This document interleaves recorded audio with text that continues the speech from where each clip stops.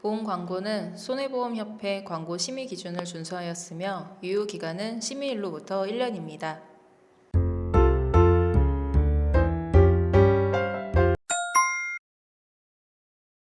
안녕하세요. 알려줘 보험 이슬비 김아리입니다. 오늘은 많은 분들이 걱정하시는 항암 치료비를 집중적으로 살펴보겠습니다. 우리가 아플 때 특히 암 진단 후 건강보험 실손보험으로 충분하다고 생각할 수가 있습니다.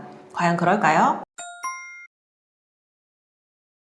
오늘은 암치료비의 구조부터 실손보험의 한계 그리고 꼭 필요한 보완책까지 차근차근 풀어드리겠습니다. 암치료비는 건강보험이 적용되는 급여와 전액 본인 부담금인 비급여로 나뉜다고 하잖아요. 두 가지의 차이를 좀 더 자세히 설명해 주시겠어요? 먼저 급여 항목은 건강보험이 적용되는 부분이에요. 암 환자분들은 산정특례 제도를 통해서 진단일로부터 5년 동안 급여 암 치료비의 본인 부담률이 낮아집니다. 예를 들어서 암 수술이나 암 치료를 위한 입원, 항암 화학요법 같은 표준 치료가 여기에 해당하는 거죠. 1,000만 원짜리 급여 암 수술을 받더라도 환자분들은 50만 원 정도만 부담을 하게 됩니다. 좋은 제도네요. 그런데 산정특례 기간이 5년인데 5년 이후 재발하면 어떻게 되나요?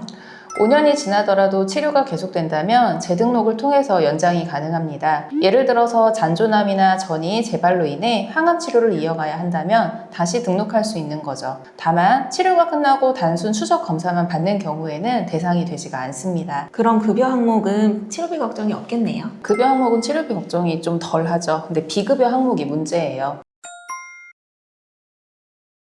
최근에는 급여 처리가 되는 표적항암제나 면역항암제도 있지만 모든 항목이 급여로 처리가 되지는 않아요. 건강보험 심사평가원에서 심사 과정을 거쳐서 급여 항목으로 처리되기까지는 상당히 오랜 시간이 걸립니다. 최신 치료기법일수록 비급여로 적용이 되는 경우가 많아요. 이 비용은 건강보험이 적용이 되지 않아서 전액 환자가 부담을 하게 됩니다. 즉 급여는 5% 부담으로 줄지만 비급여는 100%를 본인이 내야 하는군요. 네, 맞아요. 실제 치료비에서 큰 금액이 발생하는 부분이 바로 이 비급여라는 걸 꼭 아셔야 합니다. 그럼 슬비 팀장님, 많은 분들이 이런 비급여 부분 부담을 줄이기 위해서 가장 먼저 떠올리는 게 실손보험인데요. 실손보험으로 충분히 준비가 될까요? 실손보험은 기본적으로 실제 지출한 병원비를 보장해주는 보험이에요. 급여 항목의 본인 부담금이나 비급여 항목 치료비를 일정 한도 내에서 보완할 수는 있죠.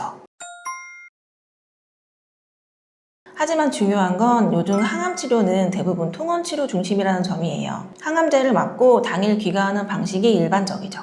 네, 맞아요. 입원이 줄고 통원이 늘면서 실손보험의 한계가 더 두드러지는 것 같아요. 실손의 통원 보장은 보통 1회당 한도, 연간 횟수 제한이 있기 때문에 고가 항암제를 지속적으로 맞아야 하는 환자에게는 충분하지 않을 수 있습니다. 게다가 실손보험은 내 돈을 먼저 내고 나중에 환급을 받는 구조라서 초기 치료비를 한 번에 감당하기에는 어렵죠. 네, 그래서 실손은 꼭 필요하지만 항암 치료비 전체를 책임져 주지는 못합니다. 보완책이 필요합니다.